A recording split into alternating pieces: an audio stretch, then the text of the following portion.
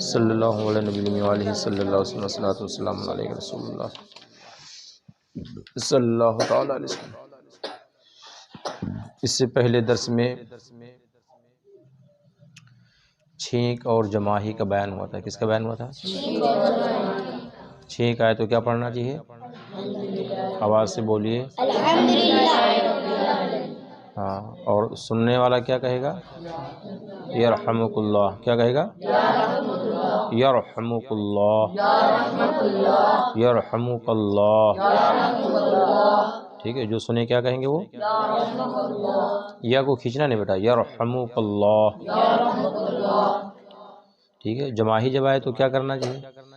ہاتھ ایسے منہ پہ ہے نا، یہ تو اپنے ہونٹوں سے دبانا چاہیے۔ تیسرا طریقہ ہے کہ اپنے دل میں خیال کرو کہ انبیاء کرام کو جماہی نہیں آتی تھی، کہ جو خیال کرو گے تو جماہی نہیں آئے گی۔ ادھر منہ کر کے بیٹھو، غوث میں ادھر آ جاؤ، ہاں بچوں کے ساتھ آؤ۔ ہاں، درود شریف پڑھ لیجیے۔ صلی اللہ علیہ نبی علیہ صلی اللہ علیہ وسلم صلاۃ والسلام علیہ رسول اللہ صلی اللہ تعالی علیہ وسلم۔ آج کے درس میں بیان ہونے جا رہا ہے خرید و فروخت کا بیان۔ کس کا بیان ہوگا؟ خرید و فروخت کا مطلب کیا ہوتا ہے؟ لینا اور دینا، یعنی بیچنا اور مول لینا۔ تو بیچنا مول لینا سمجھتے کہ نہیں سمجھتے؟ اس ہم مارکیٹ میں جاتے ہیں کوئی چیز لینے کے لیے، تو ہم کو اس کا مسئلہ معلوم ہونا چاہیے کہ بھئی کوئی چیز کسی سے لینا ہے تو کیسے لینا چاہیے، کیسے دینا چاہیے۔ تو حضرت سیدنا امیر المومنین عمر فاروق اعظم رضی اللہ تبارک و تعالی عنہ مسلمانوں کے خلیفہ دوم ہیں۔ کون ہے بیٹا؟ مسلمانوں کے کون ہیں؟ ہاں، دوسرے خلیفہ کون ہیں؟ حضرت سیدنا بولیے عمر فاروق اعظم رضی اللہ تعالی عنہ کون ہیں؟ آپ فرماتے ہیں کہ ہمارے بازار میں وہی خرید اور فروخت کرنے کے لیے آئے جو شریعت کا علم رکھتا ہو، جو فقیہ ہو۔ اب اس سے سوچے کہ کتنی بڑی اہمیت ہے علم دین کی۔ گویا کہ دوسروں کو بازار میں خرید و فروخت کے لیے جانے کا حق ہی نہیں ہے۔ اسے پتہ کیا چلا کہ دین کا علم سیکھنا کیا ہے ہمارے لیے ضروری ہے۔ فرماتے ہیں کہ جب تک خرید و فروخت کے مسائل معلوم نہ ہوں کہ کون سی بے جائز ہے اور کون ناجائز، اس وقت تک تجارت نہ کرے۔ اس وقت تک کی تجارت نہیں کرنا چاہیے جب تک کہ یہ معلوم نہ ہو جائے کہ ہاں کون سی چیز بیچنا جائز ہے اور کون سی چیز بیچنا ناجائز ہے۔ انسان کے پاخانہ کا بیع کرنا یہ کیا ہے؟ ممنوع ہے، اس کو منع فرما دیا گیا ہے کہ اس کی بیع جائز نہیں ہے۔ گوبر کا بیچنا ممنوع نہیں۔ گوبر سمجھتے؟ جانوروں کے بول برا کو کیا بولتے ہیں؟ گوبر بولتے ہیں۔ اس کو بیچنا حالانکہ ناپاک ہے، کیا ہو؟ نجیس ہے، مگر اس کا بیچنا کیا ہے؟ جائز ہے۔ کیوں جائز اس کا بیچنا؟ اس لیے کہ وہ کام میں آتی ہے، ایسے بکری کی جیسے جو مینگنی ہوتی ہیں بکریوں کی، ان کو بیچنا بھی کیا ہے؟ جائز ہے۔ کیوں جائز ہے؟ اس لیے کہ وہ کام میں آتی ہیں، ان کو اگر کھیتوں میں ڈال دیا جائے تو فصل اچھی آتی ہے۔ اب آج کل تو یہ سب انگریزی کھاد وغیرہ کا رواج ہے، ورنہ پہلے کے زمانے یہ سب نہیں تھا، تو کون سی کھاد یہی سب ڈالتے تھے، جانوروں کے سب گوبر ہے، مینگنی ہے بکریوں کے، تو اس سے کیا ہوتا؟ سبزہ اچھا اگتا تھا، فصل اچھی ہوتی تھی۔ تو اس کھانے کے بعد میں انسان کے بدن میں بیماری بھی نہیں آتی تھی، وہ اناج جو سے پیدا ہوتا۔ اب وہ بیج ڈالنے سے پہلے ہی کھاد ڈالی جاتی ہے، کیمیکل سب ڈالے جاتے ہیں، جس وجہ سے اناج میں بھی سب کیا ہے؟ زہر ہی زہر ہے۔ انسان کھاتا ہے، پانی ہے، سب کچھ زہر۔ اس لیے تو آج دیکھو اگر بچھو اگر ڈنک مار دے تو لوگ مر جاتے ہیں، سانپ اگر کاٹ لے ڈس لے تو لوگ انتقال کر جاتے ہیں، پہلے اتنا نہیں ہوتا تھا، اس لیے کہ وہ صلاحیت بدن میں اللہ پاک نے رکھی تھی کھانوں کے اناج کے استعمال کی وجہ سے کہ وہ اس سے طاقت بھر لڑتے تھے اس کے زہر سے، تو اس کا زہر اثر نہیں کر پاتا تھا۔ اب آج پہلے سے زہر موجود ہے بدن میں اور وہ زہر آتا سانپ کا تو وہ ڈبل ہو جاتا، اس وجہ سے موتیں بھی جلدی لوگوں کی اسی میں ہو جاتی ہیں۔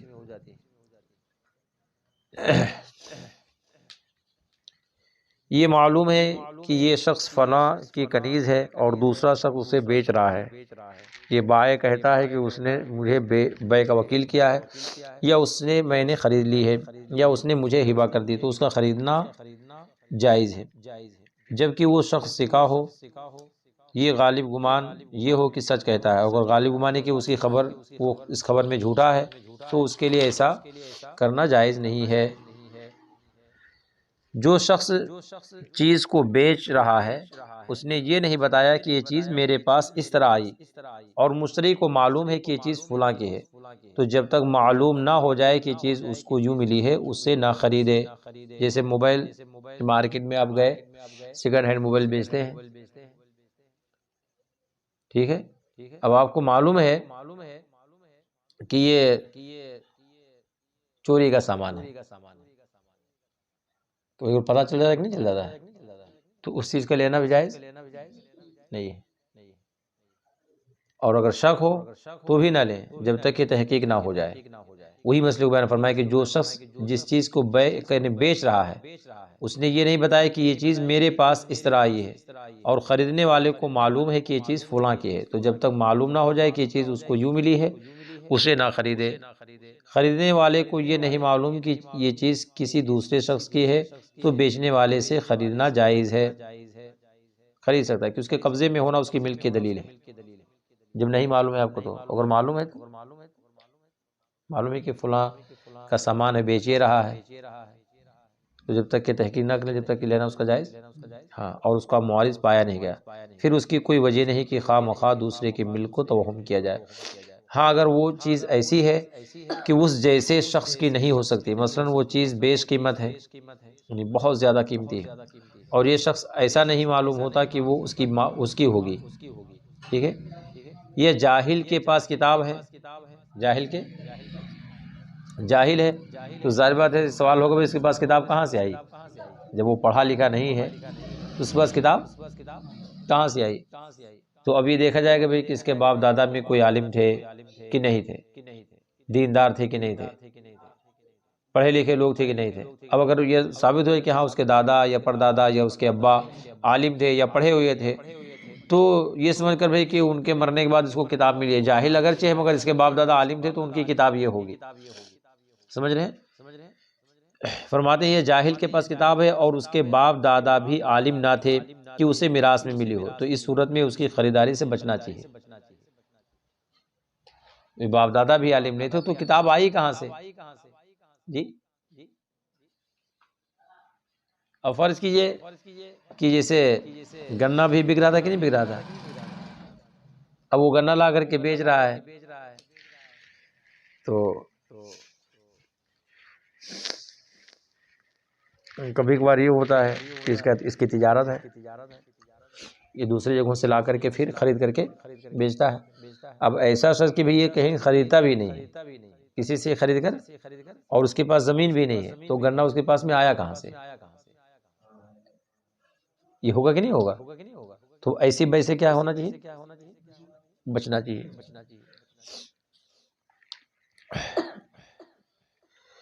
فرماتے ہیں اور اس کے باوجود اگر اس نے خرید لی تو خریدنا جائز ہے۔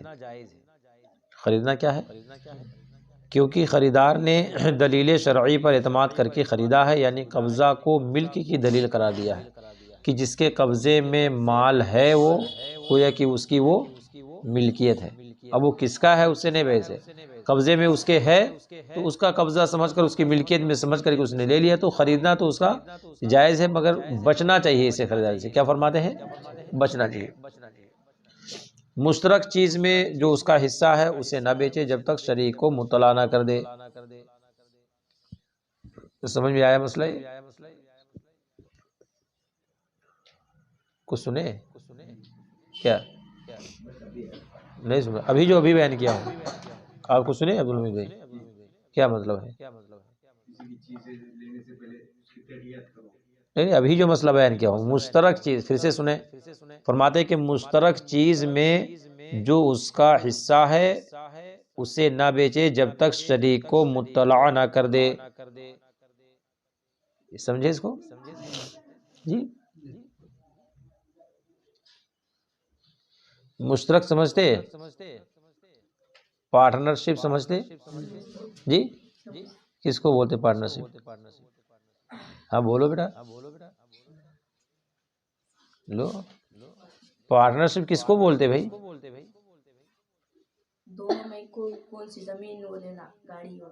ہاں کوئی بھی دو لوگ مل کر کے کوئی چیز لینا، دو تین لوگ مل کر کے کوئی چیز، تو انگلش میں اس کو بولتے ہیں پارٹنرشپ بولتے ہیں. کیا بولتے ہیں؟ اور عربی میں اس کو نہیں مشترک طور پہ کوئی چیز لینا، کئی لوگ مل کر کے کوئی چیز لینا. ٹھیک ہے، تو فرض کیجئے کہ تین لوگوں نے مل کر کے لیا تھا کوئی چیز، تین لوگوں نے مل کر کے لیا تھا، تو اب اگر تنہا اگر کوئی شخص اگر بیچنا چاہے تو فرماتے ہیں کہ اس کو وہ نہیں بیچ سکتا جب تک کہ دونوں سے وہ اجازت نہ لے. یہ اگر دونوں نے اس کو اجازت دے دی ہے تو وہ بیچ سکتا ہے. اسی طریقے سے ہے کہ والد کا انتقال ہو گیا، اب اس کے ورثہ میں زمین تھی، کھیت تھے، مکانات تھے، اور اس کے تین چار لڑکے تھے، اس کی بچیاں بھی تھیں، تو اب اس کے بھائیوں کو یہ نہیں حق یعنی مرنے والے کے لڑکوں کو یا بچیوں کو یہ حق نہیں پہنچتا کہ کسی کو بتائے ہوئے بغیر وہ کوئی سامان بیچ لے. فرض کیجئے کہ 10 ایکڑ زمین تھی، 1 ایکڑ یہاں تھی، 2 ایکڑ یہاں تھی، 3 ایکڑ یہاں تھی، الگ الگ طور پہ. تو اب یہ نہیں کہ بھئی چلو ٹھیک ہے اب یہ باپ کے وراثت سے مجھے ملا ہے میں اس کو بیچ رہا ہوں، اگر کوئی بولے گا تمہیں کہ تمہیں اپنا حصہ میں نے بیچا ہے، اس طرح سے بیچنا جائز؟ دوسرے جو اس کے شریک ہیں ان کو مطلع کر دینا چاہیے.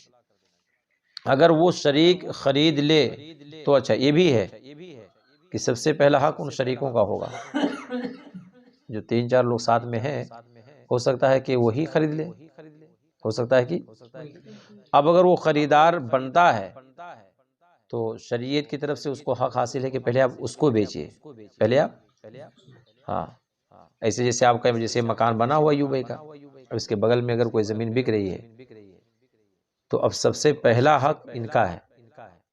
سب سے پہلا کس کا ہے؟ وہ سامنے والا کا نہیں ہوگا، وہاں مدینہ مسجد کے سامنے رہنے والے کا نہیں ہوگا، وہ درد نگر میں رہنے والے کا نہیں ہوگا.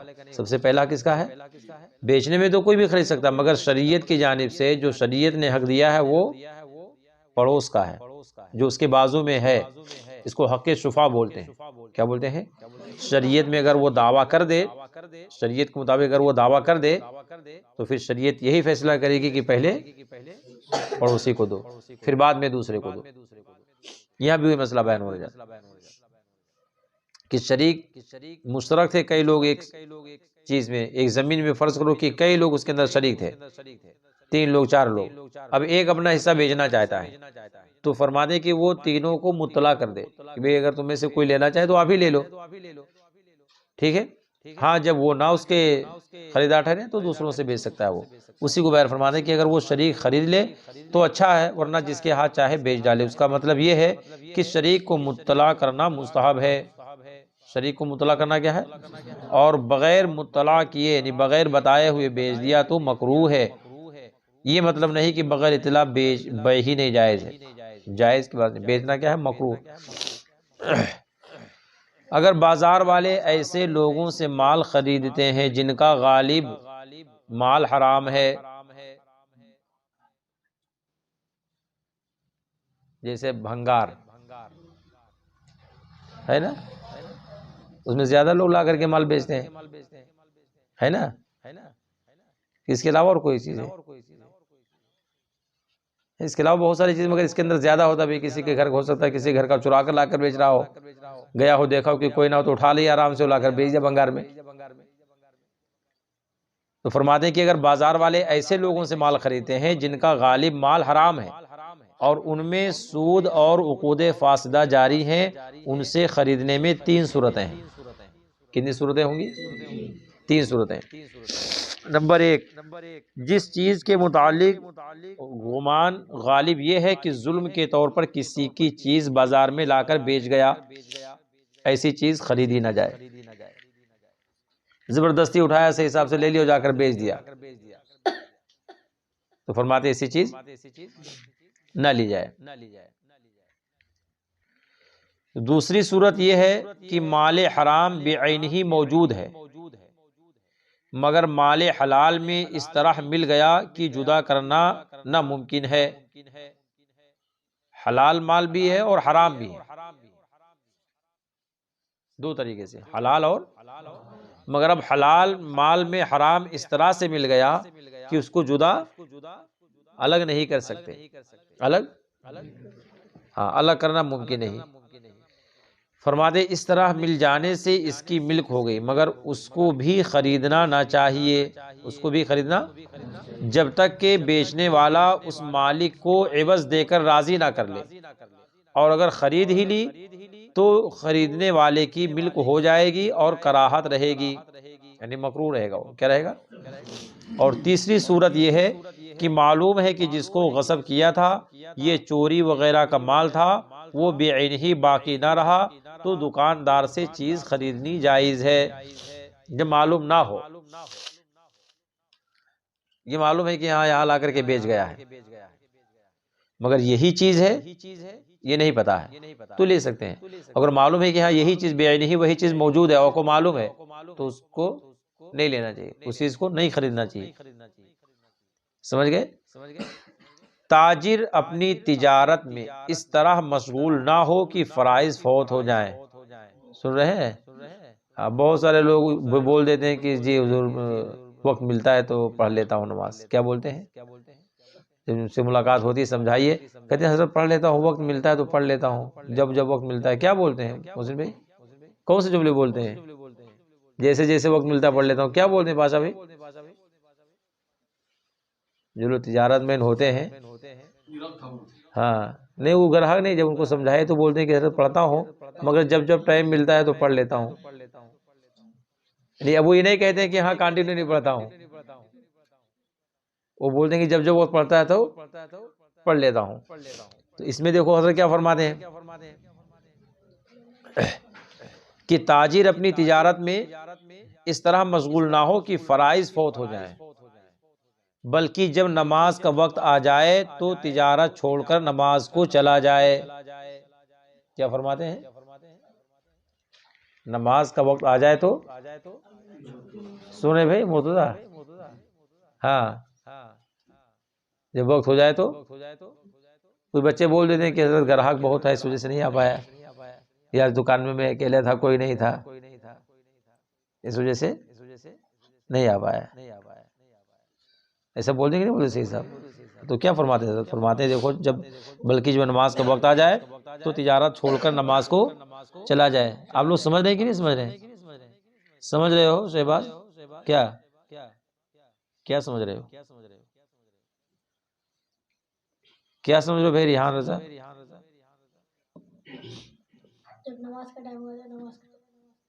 اگر دکان پہ بیٹھے بھی تو نماز کے وقت اگر ہو جائے، سمجھ رہے نہیں سمجھ رہے؟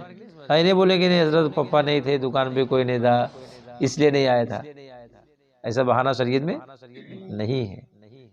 تجارت کس کے دینے سے ہے؟ اللہ پاک کے دینے سے۔ تجارت کس کے دینے سے ہے؟ کہ دوسرے کے دینے سے ہے؟ پپا کے دینے سے ہے، ہاں گھر والوں کے دینے سے ہے۔ کس کے دینے سے ہے؟ تو جس کے دینے سے اسی کے وہاں آپ جا رہے ہیں، اسی کے لیے جا رہے ہیں، وہ اگر چاہے گا تو اس سے دوگنا آپ کو عطا فرما دے گا، نہیں فرمائے گا؟ ہاں یہ بہانہ نہیں کرنا چاہیے بیٹا، سمجھ رہے کہ نہیں سمجھ رہے؟ ہاں ٹیک چھوڑ کے بیٹھو آگے سر کو، آپ کو بھی سمجھ میں آ رہا ہے؟ آپ کو بھی سمجھ میں آ رہا ہے؟ ہاں یہ نہیں بولنا چاہیے کہ ہاں نانا کی دکان پہ چلا گیا تھا اس وجہ سے ٹائم نہیں ملا، بول دیتے بچے کہ کوئی نہیں تھا وہاں نانا کی دکان پہ چلا گیا تھا۔ ہاں ہمارے شہباز کے پاس میں کچھ بھی نہیں تو بھی بول دیتے ہیں کہ ہاں حضرت بکری چلانے چلا گیا تھا اس لیے نہیں آ پایا تھا۔ یہ سب نہیں بہانے کرنا چاہیے بیٹا، یہ سب بہانے اچھی عادت نہیں ہے۔ ایک بالکل اسپشٹ رہنا چاہیے، صاف ستھرا زندگی گزارو، صاف بولی بولو۔ دیکھو تعمیر ادب میں حضرت نے کیا سمجھایا ہے؟ بڑے حضرت علامہ مفتی بدر الدین احمد علیہ رحمۃ رضوان کیا فرماتے ہیں کہ صاف بولی بول، کیا فرماتے ہیں؟ اور جہاں یہ بولے کہ حضرت دکان پہ گراہک تھے، وہ فلاں تھے تو سمجھے کہ وہ صاف بولی نہیں آپ کی ہے، وہ صاف بولی، اس لیے ہمیشہ بیٹا صاف بولی بولنا چاہیے۔ کیسے بولی بولنا چاہیے؟ ہاں، اور صاف بولی اسی میں ہوگی جب آپ کا دل صاف ہوگا۔ کیا ہوگا؟ اور دل صاف کب ہوگا؟ جب آپ قرآن کی تلاوت کریں گے، تب اللہ کا مقدس کلام سمجھتے ہوئے کہ ہاں ہمارے رب کا کلام ہے، جب آپ اس کو پڑھو گے تو آپ کا دل صاف ہوگا۔ کیا ہوگا؟ جب دل صاف ہوگا تو آپ کی زبان سے کیسے بولی نکلے گی؟ صاف بولی نکلے گی، تب گول مول کر کے نہیں نکلے گی۔ سمجھ رہے ہیں کہ نہیں سمجھ رہے ہیں؟ اور اللہ پاک کو صاف بولی ہی پسند ہے بیٹا۔ اللہ پاک کو کون سی بولی پسند ہے؟ صاف۔ اس لیے ہمیشہ صاف بولی بولنا چاہیے، جھوٹ سے غیبت سے بچنا چاہیے، گھول مول بات کرنے سے بچنا چاہیے۔ سمجھ میں آ رہا ہے نا ریحان رضا؟ ہاں، اس لیے ہمیشہ کیسی بولی بولنا ہے؟ صاف بولی بولنا ہے۔ تو اب یہ مسئلہ تو ختم ہو گیا دکاندار والوں کا، جو بول دیتے کہ گراہک تھا یا حضرت آدمی نہیں تھے دکان پہ، ہے نا؟ یہ سب بہانے۔ نماز کا وقت ہو جائے تو اپنی تجارت کو چھوڑ کر کے نماز کے لیے جانا چاہیے، ٹھیک ہے؟ نجس کپڑے کو بیچ سکتا ہے، نجس کپڑے کو، مگر جب یہ گمان ہو کہ خریدار اس میں نماز پڑھے گا۔ کپڑا نجس ہے اور کوئی نمازی لینے کے لیے آ گئے، اور آپ کو معلوم ہے کہ اس کو بیچ تو دوں گا اسے، مگر جا کر اسی بھی نماز پڑھے گا یا اسی کو پہن کر کے نماز پڑھے گا۔ تو انسان جب نماز پڑھے تو جو کپڑا پہنے اس کپڑے کا پاک ہونا کیا ہے؟ ضروری ہے۔ جس جگہ نماز پڑھے اس کا پاک ہونا کیا ہے؟ ضروری ہے۔ اور آپ کو معلوم ہے کہ کپڑا ناپاک ہے، لینے والا کیا ہے؟ نمازی ہے۔ اب اس کو لے گا تو جا کر کے نماز پڑھے گا، تو کیا کرنا چاہیے؟ فرماتے تو اس کو ظاہر کر دے، اس کو بتا دے بھائی کپڑا تو آپ کو دے رہا ہوں مگر یہ کپڑا کیا ہے؟ ناپاک ہے۔ آج لوگ تھوڑی تھوڑی چیزوں میں سب بول دیتے، بہانہ کر دیتے نا، غوث سنو کی نیند آ رہی ہے، لوگ بہانہ کر دیتے ہیں کہ ٹائم نہیں تھا اس لیے نماز کو نہیں آ پایا۔ سیدنا سرکار بڑے پیر دستگیر رضی اللہ تعالیٰ عنہ کا نام سنا آپ لوگوں نے؟ پیر دستگیر کا نام سنا ہے آپ لوگوں نے؟ کیا نام ہے؟ آواز سے بولیے، اور آواز سے بولیے۔ ہاں، سید عبد القادر، یہ بڑے پیر کا نام ہے۔ ہم لوگ ادب کے ساتھ میں نام نہیں لیتے، ہم لوگ بڑے پیر کہتے ہیں، غوث پاک کہتے ہیں، غوث اعظم کہتے ہیں، محبوب سبحانی بولتے ہیں۔ ادب کے ساتھ ہم لوگ نام۔ بڑے پیر کا حال یہ تھا کہ آپ کا جو کاروبار تھا وہ ہول سیل کا کاروبار تھا۔ کیسا کاروبار تھا؟ بڑے پیر کا کتنا بڑا کاروبار تھا؟ ہول سیل سمجھتے کہ نہیں سمجھتے؟ جی، جہاں سے لوگ مال خرید کر پھر لے جا کر بیچتے ہیں اس کو ہول سیل، جو بڑے بڑے دکان کاروبار ہوتے ہیں نا، بڑی بڑی دکانیں ہوتی ہیں، جو دکانیں بڑی بڑی تو ان کو بولتے ہیں ہول سیل کا کاروبار۔ تو حضرت کا ہول سیل کا کاروبار تھا۔ اس میں دیکھو فرمایا کہ اگر کپڑا اگر ناپاک ہو اور لینے والا اگر کوئی آپ کے پاس لینے کے لیے آئے تو فرماتے ہیں کہ آپ بتا دو کہ کپڑا ناپاک ہے۔ ایک مرتبہ سرکار امام اعظم ابو حنیفہ رضی اللہ عنہ بہت بڑے امام تھے، حضرت سیدنا امام اعظم، آپ کا بھی بہت بڑا کاروبار تھا، کپڑے کا بڑا ہول سیل کا کاروبار تھا حضرت سیدنا امام اعظم ابو حنیفہ رضی اللہ تعالیٰ عنہ کا۔ سرکار غوث پاک کا بھی کپڑے کا کام تھا اور بہت بڑا کاروبار تھا، آپ کا بھی تھا۔ سرکار امام اعظم کا بھی بہت بڑا کاروبار تھا۔ عالم ہو کر کے کاروبار کرنا کوئی شرم کی بات نہیں بیٹا، اپنے بزرگوں نے کیا الحمدللہ، ایسا نہیں کہ نہ کیا ہو، بڑے بڑے علماء نے بھی کیا ہے، کاروبار بھی ان کے رہتے تھے۔ ایک مرتبہ اتفاق سے یہ ہوا کہ آپ جو کپڑا لے کر کے آئے تو اس میں ایک کپڑا تھوڑا سا پھٹا ہوا تھا، اس میں کچھ پھٹا ہوا تھا یا کچھ کمی تھی اس میں۔ آپ نے اپنے نوکر سے فرمایا کہ اس کو مارکیٹ میں بیچنے کے لیے تو لے جا رہے ہو مگر اس عیب کو ظاہر کر دینا، بتا دینا۔ دیکھو اسی مسئلے کے تحت ہے کہ کپڑا اگر ناپاک ہو تو فرماتے ہیں کہ اس کو بتا دو خریدنے والے کو کہ کپڑا ناپاک ہے۔ حضرت نے بھیجا، اس کہا کہ دیکھو یہ کپڑا پھٹا ہوا ہے یا اس کپڑے میں کمی ہے، اس کو بیچنے کے لیے جانا تو اور کپڑوں کی طرح اس کو نہ بیچنا، اور کپڑوں کی قیمت اچھی ہے اس کی قیمت کم کر کے لوگوں کو بتا کر کے دینا کہ دیکھو یہ کپڑا ایسا ہے، اب اگر آپ کی مرضی ہو تو لو۔ وہ خادم گیا مارکیٹ میں اور کپڑا بیچ دیا، بھول گئے، مارکیٹ میں گئے اور بتانا بھول گئے۔ جب وہاں سے آئے تو سیدنا امام اعظم سرکار کی کیا شان تھی، کتنے بڑے ذہین تھے، کتنے بڑے عالم دین تھے۔ جیسے آئے تو پہلے یہی مطالبہ تھا کہ اس کپڑے کی قیمت کہاں ہے، جس کپڑے میں کمی تھی، خامی تھی، اس کپڑے کی قیمت کہاں ہے؟ اب وہ شرمندہ ہوئے، عرض گزار ہوئے کہ حضور میں بھول گیا، نہیں تو حضرت بہت ناراض ہوئے، اور اس کے بعد میں فرمایا کہ آج جتنی بھی آج کی خریداری ہوئی ہے، جو آج مال بیچا گیا ہے، سارے مال کی قیمت جا کر کے راہ خدا میں خرچ کر دو۔ اللہ، کیا فرمایا کہ آج جو بھی مال بکا ہے، جتنی قیمت آج کے دن آئی ہوئی ہے، یہ ساری قیمت پتہ نہیں کہ کون سی اس کی قیمت ہے۔ اللہ اکبر، اتنے بڑے امام تھے، اتنے بڑے پرہیزگار تھے کہ بتاؤ اس دن کی ساری قیمت انہوں نے کہا کہ بیچ دو۔ اللہ اکبر، آپ سوچیں تھوڑی دیر کے لیے کہ ہمارے ہاں کیا ہوتا ہے کاروبار۔ کوئی ایسا کرتا ہے؟ کوئی عیب کو ظاہر کرتا ہے؟ جی، کوئی جو بزنس مین ہے کوئی عیب ظاہر کرتے ہیں؟ جی نہیں ظاہر کرتے ہیں۔ آج تو نمبر 2 کا دھندا بھی کر دیتے ہیں اسی میں اٹھا کر کے، عیب کو ظاہر کرنے کے بجائے کیا ہوتا ہے، نمبر 2 کا کام کر دیتے ہیں، مال اوپر سے کچھ رہتا ہے، اندر سے کچھ ڈال کر کے بیچ دیا جاتا ہے۔ اللہ پاک رحم فرمائے۔ بہرحال بتانا یہ ہے کہ آپ جس امام کے مقلد ہیں ان کا نام کیا ہے؟ آواز سے بولیے، جس کے مقلد ہیں ان کا نام کیا ہے؟ سیدنا امام اعظم۔ یہ آپ کا لقب ہے، یہ آپ کا کیا ہے؟ نام آپ کا ہے نعمان بن ثابت۔ امام اعظم کا نام کیا ہے؟ حضرت نعمان بن ثابت رضی اللہ تعالیٰ عنہ۔ اتنے بڑے امام تھے، اتنا بڑا کاروبار تھا، بہت بڑے عالم دین تھے۔ اگر قرض آپ کا کوئی لیتا تھا اور آپ اس کے مطالبے کے لیے اگر تشریف لے جاتے تو فرماتے ہیں کہ اگر بہت تیز دھوپ ہوتی تھی، بڑی تیز دھوپ ہوتی تھی کہ دھوپ میں کھڑا ہونا بہت ناگوار ہوتا تھا، سیدنا امام اعظم ابو حنیفہ کی شان یہ تھی کہ جب آپ جاتے تھے قرض کی وصولی کے لیے تو اس کے دیوار کے سائے میں بھی نہیں کھڑے ہوتے تھے۔ اللہ، اور یہاں کیا حال ہے؟ اگر کسی نے 2 لاکھ روپیہ قرضہ دے دیا تو کہتے ہیں مکان تمہارے لیے، اب وہ لے لیا پورا مکان، اب وہ خوب جب تک 2 سال 3 سال 4 سال رہے فری میں استعمال کرے، اور جب وہ دے گا تو 2 لاکھ کا 2 لاکھ ہی لیں گے اسے۔ یہ نہیں ہوگا کہ ہاں بھئی یہ 2000 روپیہ مہینہ یا 100 روپیہ مہینہ 200 روپیہ مہینہ ہم آپ کو دیں گے، فری میں نہیں استعمال کریں گے، آپ کو میں نے قرض دیا ہے تو قرض کے بدلے اس کو نہیں دے رہا ہوں، آپ سے میں دیتا ہوں کہ یہ آپ کو 200 روپیہ یا 500 روپیہ مہینہ میں آپ کو دوں گا۔ ایسا نہیں کرتے ہیں، یہ ہوتا ہے کہ نہیں ہوتا ہے؟ لوگ لے لیتے ہیں 2 لاکھ روپیہ، کہیں گے ٹھیک ہے یہ چیز تم استعمال کرو، اور جب پیسہ دیں گے تو پورا کا پورا پیسہ لیتے ہیں۔ یہ طریقہ جائز؟ قرض دے کر نفع حاصل کرنا جائز نہیں ہے۔ سیدنا امام اعظم ابو حنیفہ کی سیرت آپ دیکھیے کہ اس کے دیوار کے سائے میں کھڑا ہونا آپ پسند نہیں فرماتے تھے کہ کہیں اللہ تبارک و تعالی مجھ سے پوچھ نہ لے کہ ابو حنیفہ جس کو تو نے قرض دیا تھا کیا اس لیے دیا تھا کہ تو اس قرض دے کر کے اسے فائدہ حاصل کرے؟ اللہ، اس لیے آپ کبھی اس کے دیوار کے سائے میں کھڑے نہیں ہوتے تھے۔ وہ سیدنا امام اعظم ابو حنیفہ رضی اللہ تعالیٰ عنہ کی شان تھی۔ تو کیا ان کی نماز کوئی چھوڑتی تھی؟ جی، سیدنا امام اعظم ابو حنیفہ کی نمازیں چھوڑتی تھی؟ آپ حضرات کی چھوڑنا چاہیے نماز؟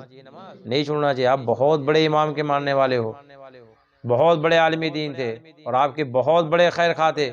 رسول پاک کی حدیثوں کو سن کر کے پڑھ کر کے پھر اس کے بعد میں ہم اور آپ پر کتنا کرم فرمایا کہ مسائل سب لکھ دیا کہ ہاں دیکھو یہ نماز کے شرائط ہیں، یہ نماز کے فرائض ہیں، یہ نماز کے واجبات ہیں، ایسے وضو کرنا، ایسے نماز پڑھنا، ایسے روزہ رکھنا، ایسے کرنا، یہ سب انہی کا کرم ہے، یہ سب انہی کا کرم ہے۔ تو اتنے بڑے امام، ان کی نماز نہیں چھوٹتی تھی، اتنے بڑے کاروبار والے تھے، اتنے بڑے بزنس مین تھے، اتنے بڑے تجارت والے تھے، اس کے بعد بھی نماز کا وقت آتا، اللہ اکبر، تو کیا شان تھی۔ عشاء کی نماز پڑھتے تھے، اسی وضو سے وہ فجر کی نماز ادا فرماتے تھے۔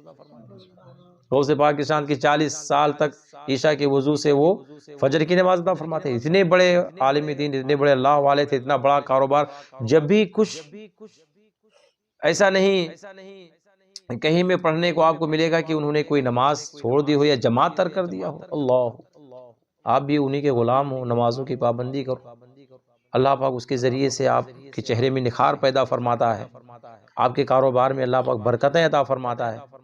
جس خدا وحدہ لا شریک نے ہم اور آپ کو پیدا فرمایا، جب ہم اس کی بارگاہ میں روئیں گے، گڑ گڑائیں گے، وہ خود ہی آپ پہ کرم فرمائے گا۔ رو کر کے تو دیکھو سچے دل سے اللہ پاک کی بارگاہ میں، ہم پریشان رہتے، مصیبتوں میں جھیلتے دنیا بھر کے، مگر سچے دل سے اپنے رب کی بارگاہ میں بندے کو مائل ہونا چاہیے۔ کچھ سارے جہاں سے بے فکر ہو کر کے صحیح طور پہ اپنے رب کی عبادت کرے بندہ، اور اپنے رب سے روئے، گڑ گڑائے۔ اللہ پاک کیا نہیں عطا فرماتے؟ رب سے کریم کوئی ہو ہے دنیا میں؟ رب سے بڑا کوئی رحم کرنے والا دنیا میں کوئی ہے؟ کوئی ہے نہیں۔ اللہ پاک سے زیادہ رحم کرنے والا دنیا میں کوئی نہیں ہے۔ بندہ گنہگار ہے، گناہ کرتا ہے، نماز پہ نماز چھوڑ دیتے ہیں، اس کے علاوہ بھی بہت سارے گناہ کرتے ہیں، مگر اللہ پاک ان کو کھلا رہا ہے؟ نہیں کھلاتا ہے۔ ہم سب کو کون کھلاتا ہے؟ ہمارا رب کھلاتا ہے۔ کون کھلاتا ہے؟ آواز سے بولیے۔ بچے ہمارے بولیں ہم کو کون کھلاتا ہے؟ اللہ پاک کھلاتا ہے۔ کیا آپ کے ابو کھلاتے ہیں؟ کون کھلاتے ہیں؟ آپ کی امی کھلاتی ہیں؟ بولو، کون کھلاتا ہے آپ کو؟ محمد کون کھلاتا ہے بھائی؟ اللہ پاک کھلاتا ہے۔ کون کھلاتا ہے؟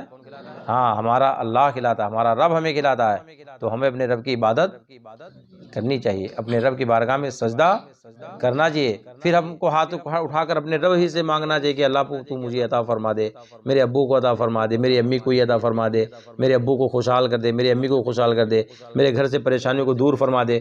جب یہ اس کا رزق کھاؤ گے، اس کی عبادت کرو گے اور ہاتھوں کو اٹھاؤ گے تو اللہ پاک تم پر اپنا کرم نازل فرما دے گا۔ ٹھیک ہے؟ تو کرم فرمائے گا تو کبھی آپ کو ڈاکٹر بنا دے گا، کبھی آپ کو انجینئر بنا دے گا، کبھی آپ کو ایک بہترین عالم دین بنا دے گا، کبھی آپ کو سچا پکا نمازی بنا دے گا۔ جب اس کی بارگاہ میں جاؤ گے، آپ دعا کرو گے تو قبول کرے گا کہ نہیں کرے گا؟ جی، اب سوچو کہ ہم یعنی وہاں جائیں بھی نہ اور ہم کو ویسے ساری چیزیں مل جائیں، تو وہ اگر مل بھی جائے تو کوئی فائدہ نہیں ہوگا اس کے اندر۔ پھر آپ دیندار بھی نہ بنو، سوچو کہ ہم کو ساری چیزیں مل جائیں تو کیسے ہوگا؟ ہمارے یہاں دیہات میں بولتے ہیں کہ چھلنی میں دودھ دو اور کرم کے لاکھ دو۔ کیا بولتے ہیں؟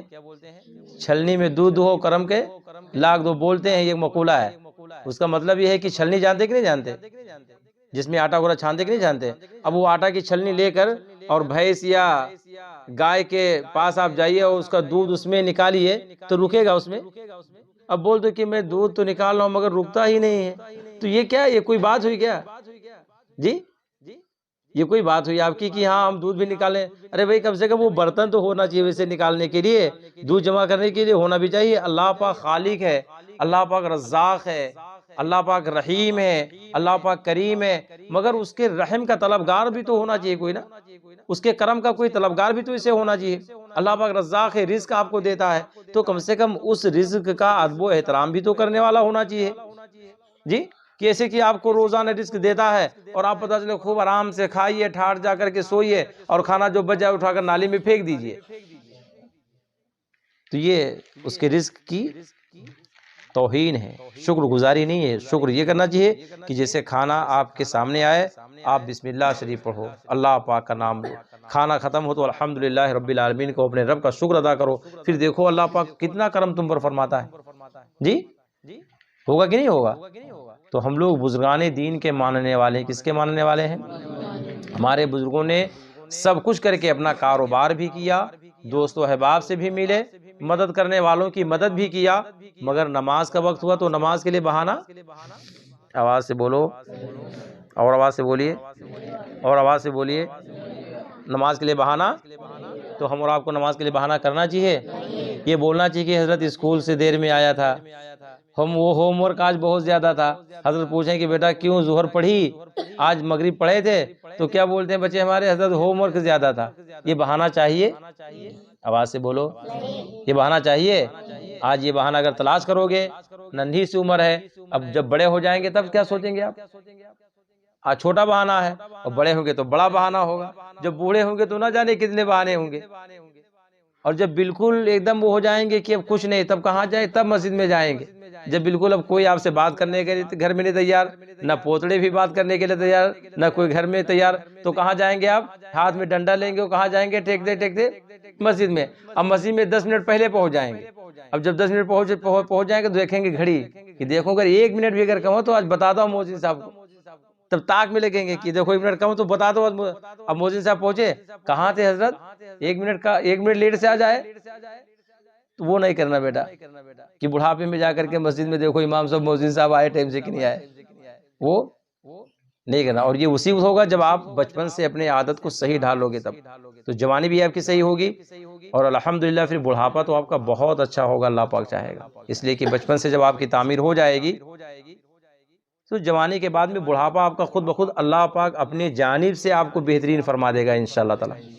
اور وہ بوڑھے حضرات جو بالکل ان کی جوانی، ان کا بچپنا بالکل عجیب ہوتا ہے، اور بڑھاپے میں اگر لاکھ نیکوکار بننا چاہیے تو کہیں نہ کہیں وہ اثر رہتا ہے اس کا، کتنے بھی اچھے بننا چاہیں مگر وہ بچپنے کا، جوانی کا اثر ختم نہیں ہوتا. آپ دیکھ لو، میری بات کو لکھ لو کہ یہاں کوئی تھے حضرت جو یہ سب بیان کرتے تھے، بتاتے تھے کہ ہاں جوانی بڑھاپے میں اگر کیے تو ہاں اللہ پاک اپنی جانب سے جس کو مکرم بنا دے تو اس کی شان نرالی ہے. ورنہ آدمی اگر اپنی طرف سے بننا چاہیے تو بہت مشکلات کا سامنا کرنا پڑتا ہے. اس لیے فرمایا جاتا ہے کہ اپنی عادت اچھی بناؤ، اچھے سے رہو، شروع سے آپ اس طرح سے رہو تو اللہ پاک پھر مشکلات کو آسان فرما دیتا ہے. درود شریف پڑھ لیجیے. اللہم صلی علی سیدنا مولانا محمد معدن الجود والکرم وآلہ وآلہ وسلم. صلاۃ و سلام علیک رسول اللہ.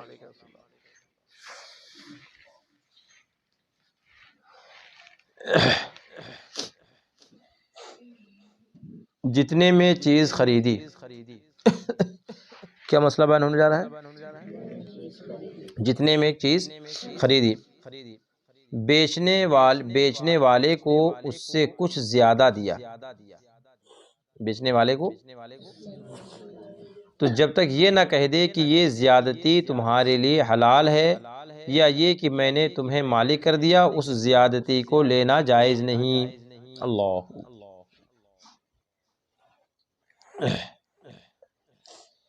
خریدنے کے بعد بہت سے لوگ روکھ لیتے ہیں. کیا لیتے ہیں؟ روکھ بولے تو یعنی کچھ اس سے زیادہ لیتے ہیں. کیا لیتے ہیں؟ اور یہ عام طور سے یہی ہوتا ہے. جیسے مارکیٹ میں کچھ لینے کے لیے گئے، اب دکاندار نے جس چیز کو دوسرے سے لیا ہے تو ظاہر بات ہے اس سے کچھ آپ سے بڑھا کر کے لے گا. فرماتے ہیں کہ بہت خریدنے کے بعد بہت سے لوگ روکھ لیتے ہیں، یعنی کسی چیز کی خریداری کے بعد تھوڑی سی چیز مفت میں لیتے ہیں. کس میں لیتے ہیں؟ مفت میں لیتے ہیں. کہ مبیع جتنی طے ہوئی ہے اس سے کچھ زیادہ لیتے ہیں، اس سے کچھ بغیر بائع کی رضامندی کی. یہ ناجائز ہے. یہ کیا ہے؟ ہاں. اور روکھ مانگنا بھی نہ چاہیے کہ یہ ایک قسم کا سوال ہے اور بغیر حاجت سوال کی اجازت نہیں ہے. بغیر اجازت کے کسی سے مانگنا جائز نہیں ہے. عام طور سے ہوتا ہے یہ سب باغبانوں میں، یا یہ جو پھل وغیرہ کا کاروبار کرتے ہیں. ہمارے یہاں بھی آم کا کاروبار ہوتا ہے. عام طور سے اسی طریقے سے ہوتا ہے کہ 1 کنٹل لیتے ہیں، 1 کنٹل کا پیسہ دیتے ہیں اور 1 کنٹل 10 کلو لیتے ہیں. کتنا لیتے ہیں؟ کتنا لیتے ہیں؟ یہ عام طور سے ہوتا ہے سب. تو اب یہ جو 10 کلو لیا جاتا ہے کیا ہے؟ جو 10 کلو وزن لیتے ہیں تو ایسا 1 کنٹل کا دیتے ہیں، اور لیتے کتنا ہے؟ اسی کو اگر یوں کر لیں کہ 1 کنٹل نہیں، ہم ایک کنٹل 10 کلو لیں گے، اس کی اتنی رقم ہے تو کوئی حرج نہیں اس کے لینے میں. مگر لیں گے 1 کنٹل، بیچے قیمت دے گے 1 کنٹل کی، لیں گے پیسہ کتنا؟ سامان کتنا لیں گے؟ 1 کنٹل.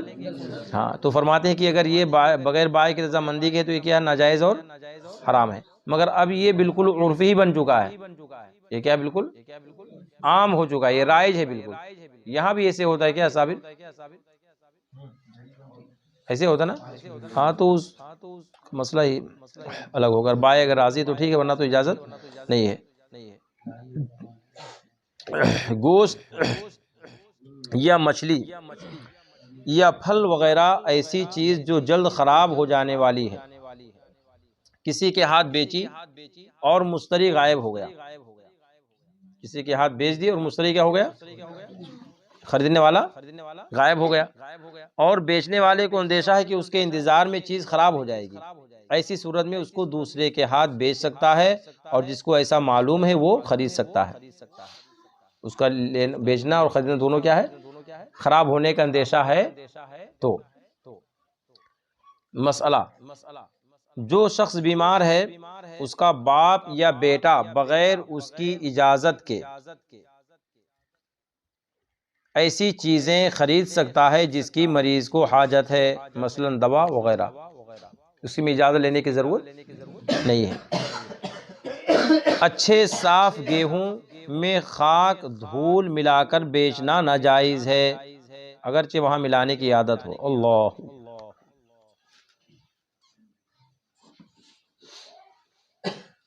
اگرچہ ملانے کی عادت ہو، رواج ہو کہ ہاں اس طریقے سے ملا کر کے بیچیں گے، فرماتے ہیں جب بھی جائز۔ میں نے دیکھا ایک مولوی صاحب بیچ رہے تھے بیچارے، اللہ تعالی رحم فرمائے، ان کو یہی ملا تھا اور کوئی کاروبار نہیں تھا کہ اناج کے ساتھ میں کنکر پتھر ملا کر کے بیچا جائے۔ اس میں حضرت نے صاف فرما دیا کہ صاف گیہوں میں خاک دھول ملا کر بیچنا ناجائز ہے، اگرچہ وہاں ملانے کی عادت ہو۔ اسی طرح دودھ میں پانی ملا کر بیچنا ناجائز ہے، اس کا بہت سخت حکم ہے، ایک قطرہ بھی پانی آپ نہیں ملا سکتے، اس کو بھی کیا فرمائے، ملانا ناجائز ہے۔ جی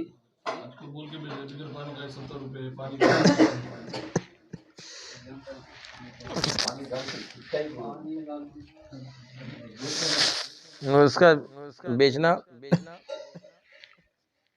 جائز نہیں ہے۔ اب وہ کہہ کر کے اگر بیچتا ہے تو الگ چیز ہے، مگر اس طرح سے جو بے کرتے ہیں وہ کیا ہے۔ یہی والا واقعہ تھا حضرت سیدنا عمر بن خطاب رضی اللہ تعالیٰ عنہ کا زمانہ تھا۔ کس کا زمانہ تھا؟ کس کا زمانہ تھا سہیل؟ کس کا زمانہ تھا؟ آواز سے بولو، پورا نام بولو بھی، یہ کیا؟ حضرت عمر فاروق اعظم رضی اللہ تعالیٰ عنہ کو پورا نام لو۔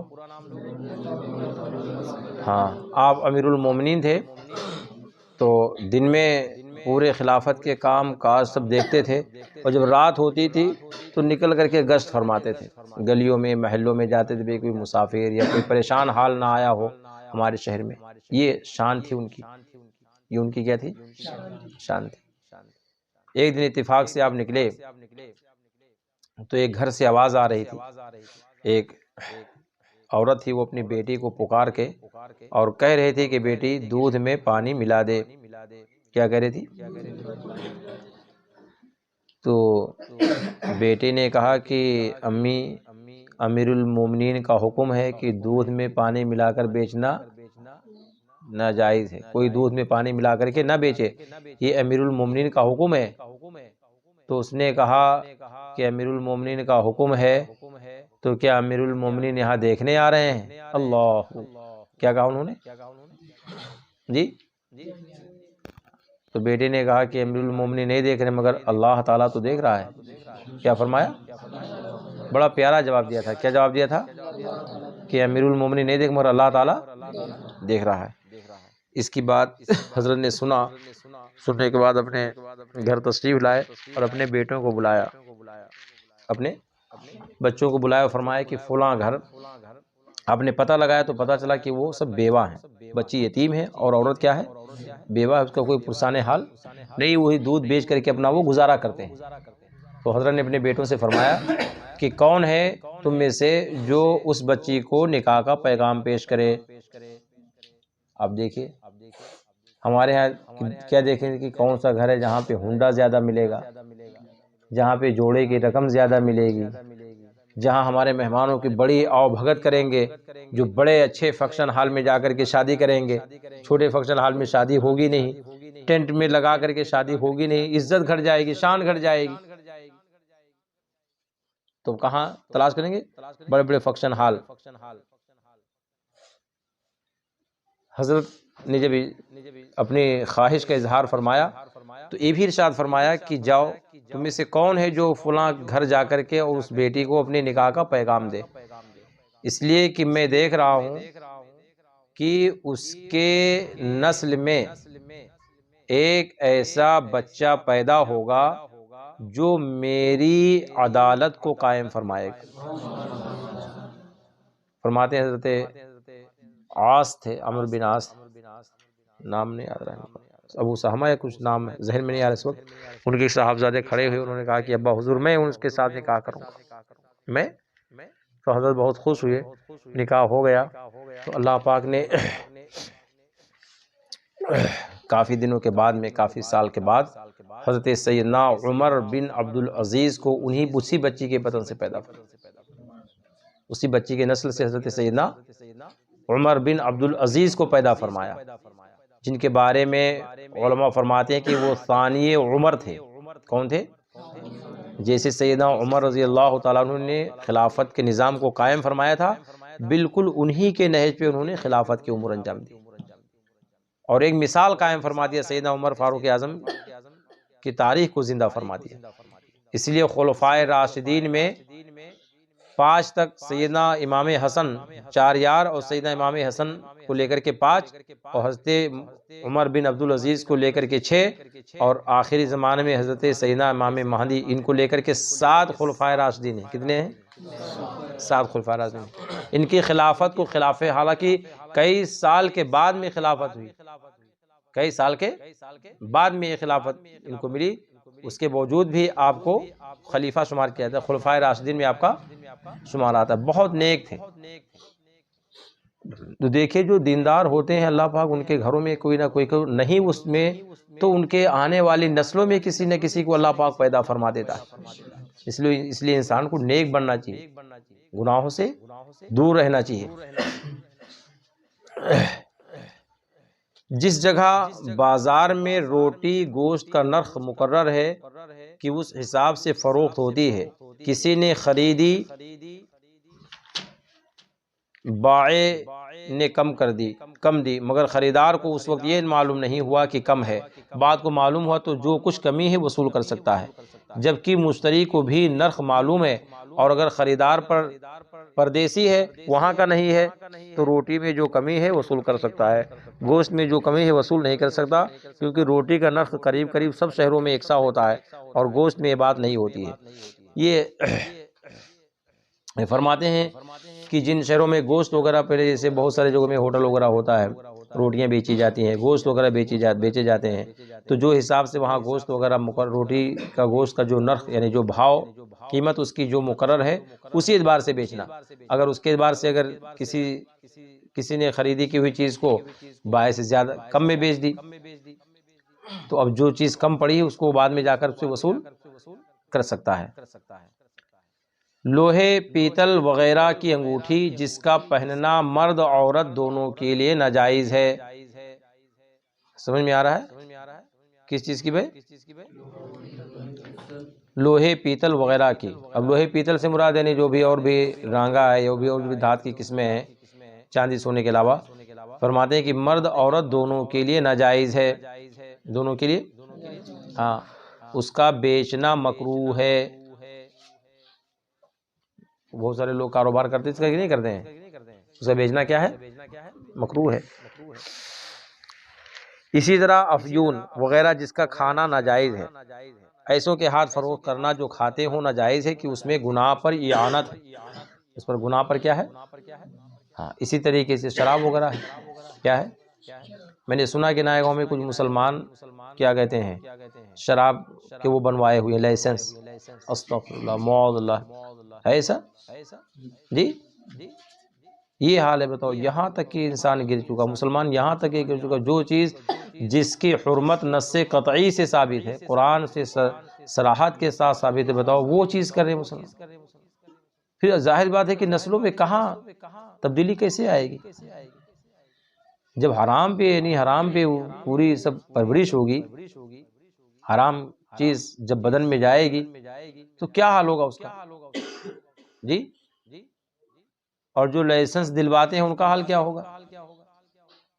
لوگ سوچتے ہیں کہ ہم بچ گئے، ہم کر تو تھوڑی رہے، ہم کروا رہے ہیں، وہ بھی تو مدد ہے اس میں۔ کیا فرماتے ہیں کہ یہ چیزیں کیوں ناجائز و حرام ہیں؟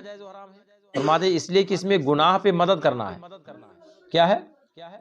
اور اگر کوئی دلواتا ہے لائسنس تو وہ کیا ہے؟ آواز سے بولیے، گناہ پہ مدد ہے کہ نہیں ہے؟ تو اچھا کام کر رہا ہے جی، ہاں۔ کچھ لوگ گنپتی وغیرہ بکاتے ہیں، کافروں جو گنپتی رہتے ہیں، پھر وہ گلال بھی بیچتے ہیں، اور دیوالی کے ٹائم پردوڑے بنتے ہندو لوگ تو وہ بھی بیچتے ہیں۔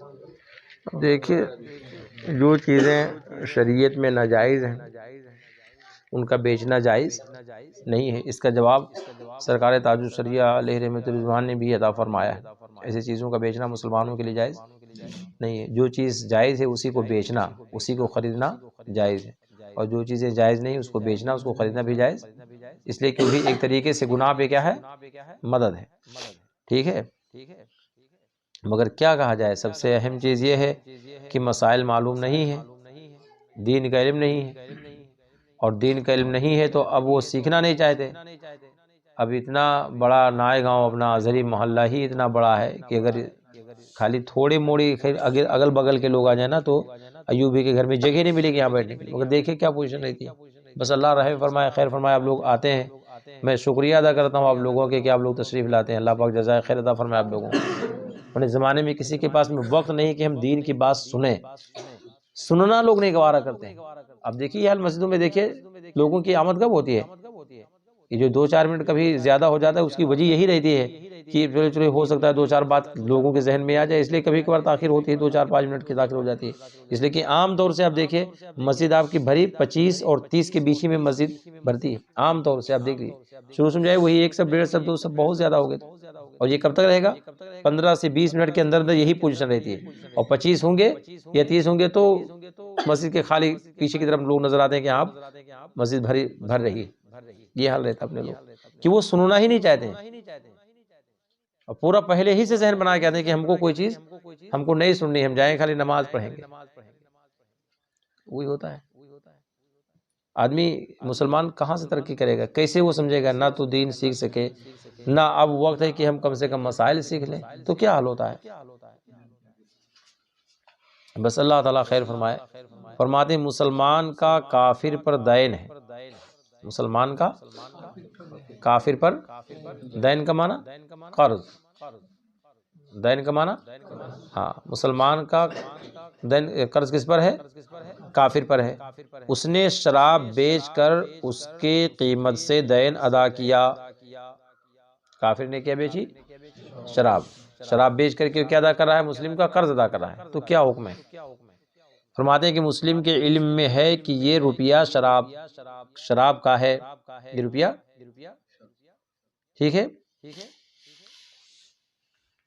اس کا لینا جائز ہے، کیونکہ کافر کا کافر کے ہاتھ شراب بیچنا جائز ہے۔ ان کے دینی نے کافر کے ہاتھ بیچے، وہ جائز ہے ان کے ہاتھ، اور ثمن میں جو روپیہ یعنی قیمت میں جو روپیہ ملا اسے ملا وہ جائز ہے، لہٰذا مسلم اپنے دین میں لے سکتا ہے، اپنے قرض میں۔ اور مسلم نے شراب بیچی، کس نے؟ تو چونکہ یہ بیع ناجائز ہے، یہ بیع اس کی قیمت بھی ناجائز ہے، اس روپیہ کو دین میں لینا ناجائز ہے۔ یہی حکم ہر ایسی صورت میں ہے جہاں یہ معلوم ہے کہ یہ مال بعینہ خبیث و حرام ہے، یہ مال کیا ہے؟ بعینہ خبیث اور حرام ہے، تو اس کو لینا ناجائز ہے۔ مثلا معلوم ہے کہ چوری یا غصب کا مال ہے، کس کا مال ہے؟ اور نمبر 2 میں کیا ہوتا ہے محسن بھائی؟ علماء لوگ حضرت زکوٰۃ کے پیسے بھی لیتے، باہر والوں میں نے دیکھا ہوں، باہر والوں سے نا، تو کیا اس کا تو حکم معلوم ہے، اس کا دھندا باہر کا ہے، اللہ رحم فرمائے، اسی لیے تو زکوٰۃ کی پوتی پھڑتے جی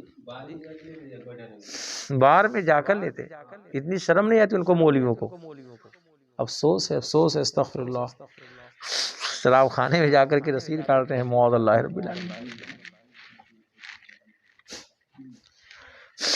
تبھی تو لوگ سینہ ٹھوک کر کے بولتے ہیں بیٹا جی، تبھی تو لوگ سینہ ٹھوک کر کیا ہمارے ہم تو فلاں صاحب ہمارے پاس آتے ہیں، تو فلاں صاحب ہمارے پاس ہے، تو یہ اگر نہیں آئیں گے تو کیا ہمارا بگڑنے والا ہے نا؟ وہ سمجھتے ہیں، سب جانتے بھی کہ اگر نہ آئیں گے تو ہمارے پاس کیا بگڑنے والا ہے، فلاں صاحب تو ہمارے پاس آ رہے ہیں، وہی ہوتا ہے۔ اور اس کا نقصان یہ ہوتا ہے کہ پھر وہ گناہوں کے دلدل میں پھنستا ہے، گناہوں کے دلدل میں پھنستا ہے، اور جب پھنستا ہے تو اس کا دل کیا ہوتا ہے؟ کالا ہوتا ہے۔ کیا ہوتا ہے؟ جو گناہوں پہ گناہ کرتا ہے اس کا دل کیا ہوتا ہے؟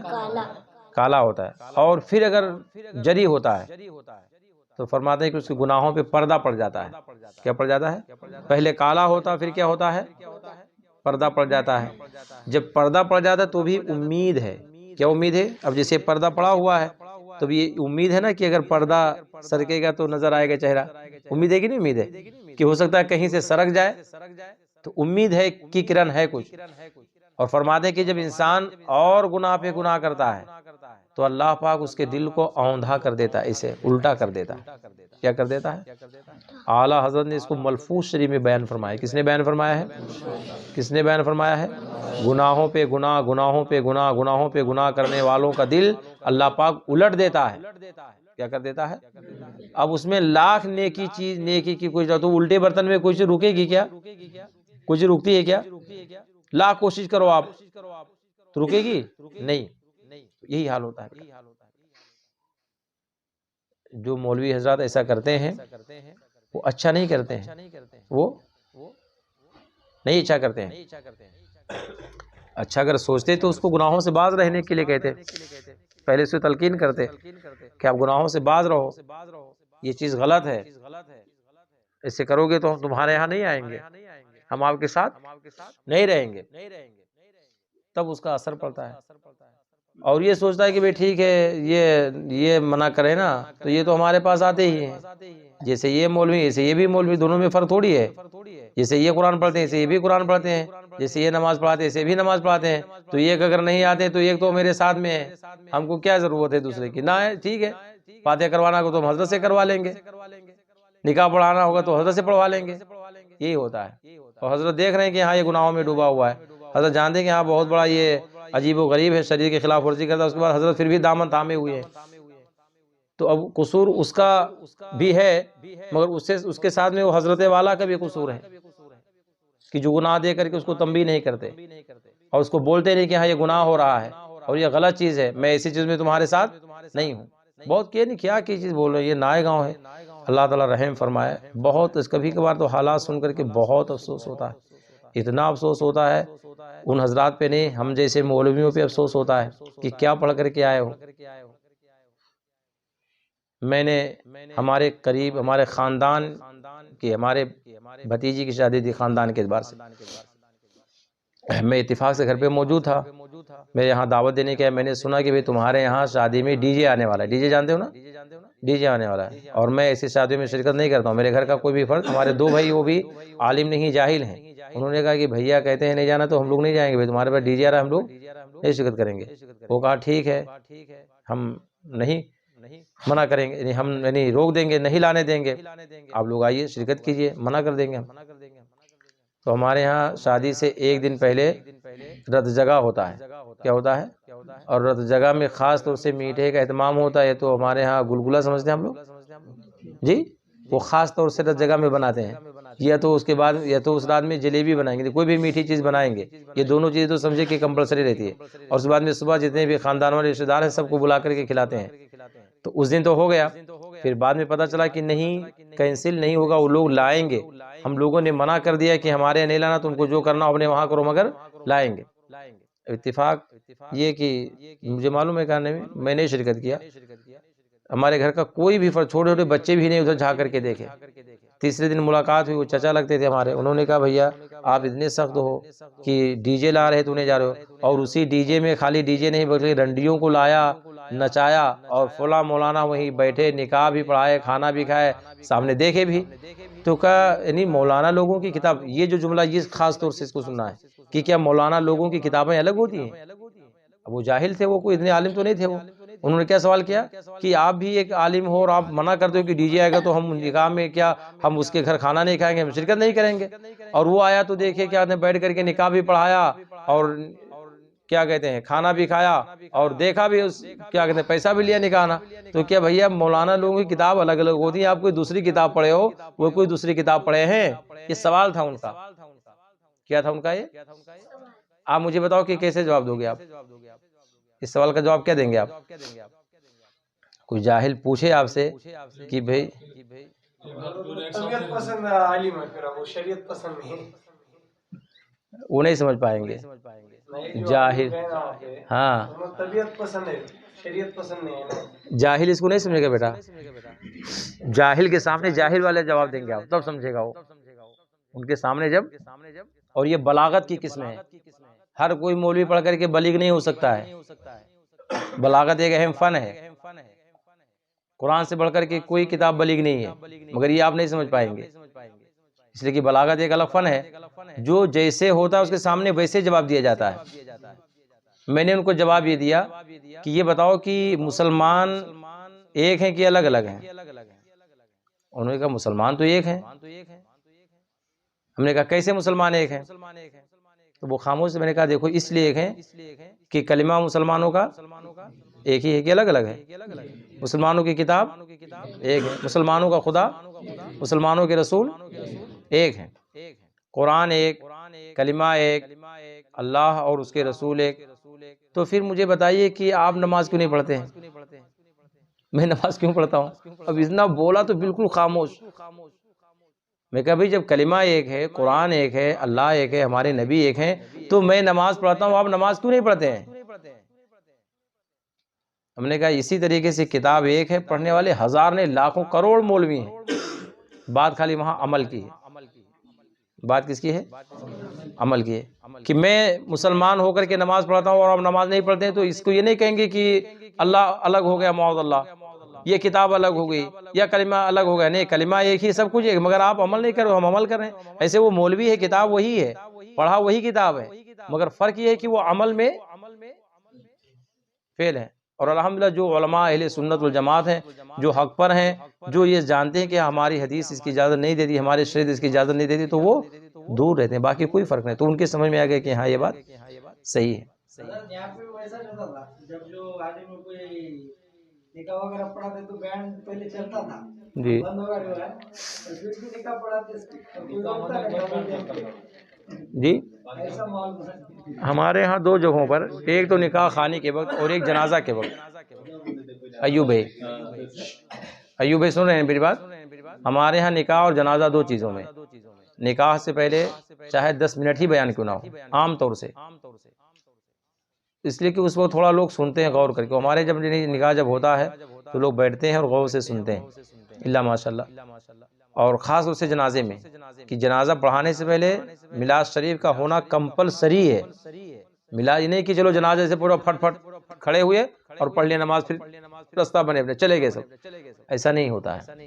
جنازہ جب ہوتا ہے، وہاں پہنچتا ہے تو کتنا بھی جائے ٹائم، مگر کم سے کم 10 ہی منٹ کیوں نہ صحیح، ایک نعت شریف ہوگی، اور کوئی بھی عالمی دین ہوں گے، چاہے ان کا 10 منٹ 5 منٹ کا ان کا بیان ہوگا، اور بیان کے بعد میں صلاۃ والسلام پڑھا جائے گا، پھر اس کے بعد میں جنازہ کی نماز پڑھی جائے گی۔ یہ ہمارے یہاں کا پورا عام طور سے یہی ہوتا ہے۔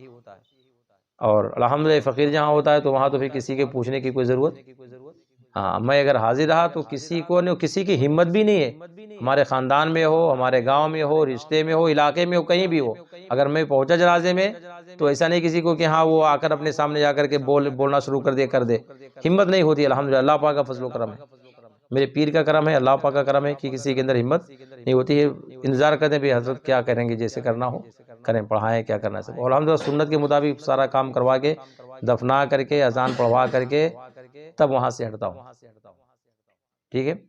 اس وقت کیا ہوتا ہے، انسان پر ایک تو غم طاری ہوتا ہے اور غور سے سنتا ہے، اس وقت کا میسج بھی بہت کارگر ہوتا ہے جنازے سے پہلے والا، مگر اکثر جگہ پہ رواج نہیں ہوتا ہے۔ یہ سب چیزوں پہ توجہ ہونی چاہیے، مگر ہمارے ہاں کوئی توجہ کی ضرورت نہیں ہے۔ ہمارے ہاں تو بول دیا جائے کہ تو یار اپنے کا بہت پہلے کا رواج ہے، جیسا چلا ہے چلنے دو، یہ نیا طریقہ احمد پیدا کرو، معاذ اللہ۔ یعنی نیا طریقہ مطلب کہ یعنی شریعت کی بات اگر بتاؤ تو کیا ہوتا ہے وہ محسن میاں، نیا طریقہ ہے۔ یہ کیا ہے؟ علم کی دوری ہے، علم کی کمی ہے، ورنہ اسی زبان سے وہ، اور یہ ان علماء کی ذمہ داری تھی جنہوں نے شروع میں قدم رکھا اور ماحول کو دیکھ کر کے ان کو متنبہ کرنا چاہیے۔ کوئی عمل کرے تو سبحان اللہ، نہ عمل کرے تو کم سے کم حق پیغام پہنچے گا کہ نہیں پہنچے گا ان تک کے؟ اگر دبا کر کے رہیں گے تو کیسے پہنچے گا حق پیغام؟ ہم دیکھ رہے ہیں کہ میرے سامنے غلط کام ہو رہا ہے، پھر کیسے ہم پسند کر رہے ہیں، مجھے بتائیے۔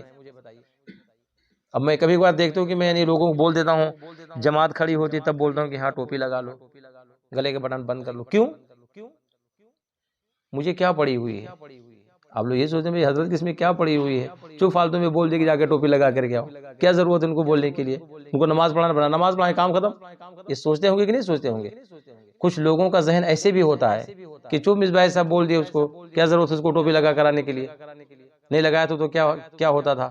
نہیں گلے کا بٹن بند ہوا ہے تو کیا ہے؟ ان کو نماز پڑھانا تھا، اپنا کام، ان کا کام ہے نماز پڑھانا۔ مگر آپ کے سامنے میں اس چیز کا خلاصہ کر دینا چاہتا ہوں، الحمدللہ میں ٹوٹا پھوٹا ہی مولوی ہوں۔ کیا ہوں؟ ٹوٹا پھوٹا ہوا ایک، اور آپ نے مجھے اپنی نماز کے ذمہ دار بنا کر کے آگے بڑھا دیا ہے۔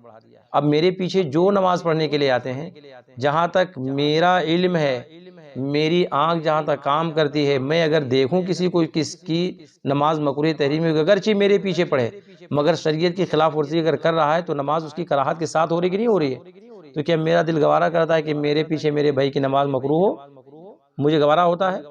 اسی لیے میں بول دیتا ہوں، بر وقت کہہ دیتا ہوں کبھی کہ آپ جا کے ٹوپی لگا لو، یا آپ ایسے کھڑے ہو، یا آپ ایسے گلے بند کر لو۔ یہ میری ذمہ داری اور ہر عالم کی ذمہ داری ہوتی ہے، ہر امام کی ذمہ داری ہوتی ہے کہ جو چیز دیکھے کہ اگر نماز اپنے مقتدی کی اگر کراہت کے ساتھ ہو رہی ہے تو بتانا ضروری نہیں ہے۔ میں جب دیکھتا ہوں کہ بعض لوگ سجدہ کرتے ہیں اور ناک ان کی خالی ٹچ ہوتی ہے، تو اب میری ذمہ داری ہوتی ہے کہ بھئی کہ میں اس کو اس وقت نہیں بتا مگر کم سے کم سب کو بول دوں کہ ان کے صدقے میں سب کی اصلاح ہو جائے۔ تو یہ اچھا طریقہ ہے کہ برا طریقہ ہے؟ کوئی اس میں نقصان ہو رہا ہے شریعت کا؟ معاذاللہ کوئی شریعت پر کوئی زیادتی ہو رہی ہے؟ یہ تو کم سے کم خوش ہونا چاہیے کہ ہاں کم سے کم اللہ پاک نے توفیق عطا فرمائی کہ کم سے کم ہو سکتا ہے کہ اس وقت بتایا جائے تو لوگ توجہ دیتے ہیں۔ کیا کرتے ہیں؟ توجہ دیتے ہیں کہ بھئی ہم نماز پڑھیں تو یہ چیز ہم کو کرنی چاہیے، یہ چیزیں چاہیے اور علماء کی ذمہ داری ہوتی ہے۔ آج نقصان اسی وجہ سے ہوتا ہے کہ لوگ دیکھتے ہیں اور اپنی آنکھوں کو بند کرتے ہیں، تو وہ ہوتا ہے کہ تھوڑا تھوڑا کر کے وہ پھر بڑا ہو جاتا ہے۔ جب بڑا ہو جاتا ہے تو کیا ہو جاتا ہے؟ ناسور بنتا ہے۔ وہی کیا بنتا ہے؟ ناسور بنتا ہے۔ تو اس کا علاج، ہاں جب ناسور ہو جاتا ہے تو اس کا علاج، اور یہ ناسور ہے۔ اور نائے گاؤں والے حضرات جو لوگ یہاں پر بیٹھے ہیں، حکمت عملی کے ساتھ اگر آپ نے نہ کام کیا، یکجہتی کا ثبوت نہ دیا، آپس میں اگر آپ نے محبت نہیں پیدا کی، اگر آپس میں اسے بکھر کر کے رہیں گے تو وہ دن دور نہیں کہ تمہارے نائے گاؤں میں وہابیت بھی اپنے پر کو جمائے گی۔ یہ میرے جملے ہیں، آپ لکھ لو غور سے۔ اگر ایسے محبت نہ رکھیں گے آپس میں، توڑ پھوڑ کے رہیں گے، وہ اپن ٹولی الگ بنا کے اپن ٹولی الگ بنا کے، اس سے نقصان دین کا ہوگا۔ اور اگر وہابیت نے پر جمایا تو نائے گاؤں ہی سے لوگوں کو وہابی بنائیں گے، دوسرے جگہ سے نہیں لا کر کے وہابی کو بنا کر کے یہاں بٹائیں گے۔ وہ یہ سمجھ میں آ رہا ہے کہ نہیں آ رہا ہے؟ یہاں پر بھی ایسے بچے بولتے ہیں، نوجوان بچہ بولتا ہے کہ تم کو کون سی تکلیف ہے اگر ان کی مسجد بن گئی؟ یہ بات ہو رہی نائے گاؤں میں، اگر ان کی مسجد بن گئی تم کو تکلیف کیا ہے؟ وہ اپنا نماز پڑھیں گے۔ اللہ اکبر! سوچئے کہ کہاں پہنچ گئے بچے بھائی۔ یہ نوجوانوں کی بات میں کرتا ہوں، بوڑھوں کی بات نہیں کرتا ہوں، نوجوانوں کے۔ ان کے ذہن میں آیا کہاں سے؟ ذہن میں ان کے کہاں سے آیا؟ ظاہر بات ہے، اختلاف، آپس میں انتشار، نفرتیں، یہ انسان کو بہت دور تک پہنچا دیتی ہیں، اور جو انسان نہیں کرنا چاہتا ہے وہ بھی کروا لیتے ہیں۔ اس لیے میں گزارش کرتا ہوں سب سے، اپنے بھائیوں سے، اپنے بچوں سے، جو ہم سے عمر میں بڑے ہیں، ہمارے چچا یا ہمارے والد، ہمارے دادا کے منزل میں، ان سے بھی میں گزارش کرتا ہوں کہ للہ آپ لوگ دین کے معاملے میں ایک رہو، آپس کی چیزوں کو ختم کرو، محبت کے ساتھ میں رہو۔ جو بڑے ہیں ان پر ذمہ داری ہے کہ اپنے چھوٹوں پہ وہ شفقت کا ہاتھ رکھیں، جو چھوٹے ہیں ان پر ذمہ داری ہے کہ اپنے بڑوں کا ادب کریں، کوئی چیز وہ بول دیں ان کی بات کو غور سے سنیں، کہیں اگر ان سے سبقت لسانی ہو جا رہی ہے، شریعت کی خلاف ورزی اگر کوئی ہو رہی ہے تو محبت کے ساتھ میں آپ ان کو بولیں، نہ بول سکے تو اپنے امام سے، عالم دین سے، یا گاؤں میں اور کسی ذمہ دار سے آپ رابطہ کریں کہ میں نے فلاں چچا سے یا دادا سے میں نے ایسی بات سنی ہے اور میں ان کے سامنے چھوٹا ہوں، میری بات اثر نہیں کرے گی، تو آپ ان کو سمجھا دیں۔ ان کی ذمہ داری ہے کہ وہ سمجھائیں، یا کسی عالم کو لے کر کے جائیں، یا ان کو کسی عالم کے پاس لے کر کے آئیں۔ یہ طریقہ اچھا ہوتا ہے، یہ طریقہ ہاں اختلاف مٹانے کا۔ یہ نہیں کہ ان کے سنیں ان سے، ان سے سنیں ان سے، ان سے سنیں ان سے، پھر آپس میں انتشار پھیلا کے ماحول ایسے پرا گندا ہوتا ہے۔ اس لیے یاد رکھو، یہ چیزیں ذہن میں رکھنے کی ہیں کہ الحمدللہ جہاں سرکار مفتی اعظم کے قدم پڑے ہوں تو اس قدم کی لاج ہم اور آپ کو رکھنا ہے۔ سرکار تاج الشریعہ کے جہاں آمد ان کے قدم پڑے ہو تو اس قدم کی لاج ہم اور آپ کو رکھنا ہے، اور اس کے لیے آپس میں آپ بھائی چارگی، آپس میں محبت، اور جس سے جیسے بن پڑے اپنی شفقت کے ذریعے، اپنے ادب کے ذریعے سے ماحول اچھا بنائیں۔ اور میری وجہ سے میں صاف طور پہ کہہ دینا چاہتا ہوں کہ میں کبھی ایسی چیزوں کو پسند نہیں کرتا ہوں، مسلمانوں کے درمیان میں اختلاف کو میں پسند نہیں کرتا ہوں۔ ایک مرتبہ میرے تعلق سے بات آئی، ہو سکتا ہے آپ لوگوں کے تک نہ پہنچی ہو، میں نے برجستہ مدینہ مسجد میں نے کہا تھا کہ میری وجہ سے اگر اختلاف پیدا ہو مسلمانوں میں تو میں ایسی جگہ خدمت کرنا نہیں چاہتا ہوں اور نہ پسند کرتا ہوں۔ الحمدللہ میں نہیں پسند کرتا ہوں، اس لیے کہ یہ اختلاف، اخوت، محبت، بھائی چارگی ذمہ داری ہے علماء کی کہ سمجھائیں اپنے بھائیوں کو، ہم ہی اختلاف کروائیں گے تو وہ چیزیں میں پسند نہیں کرتا۔ مگر ایک چیز یہ بھی کہ شریعت کے خلاف بھی میں کوئی بولی پسند، اس میں اگر کوئی لگ جاتا ہے تو مجھے اسے کوئی پرواہ نہیں ہے۔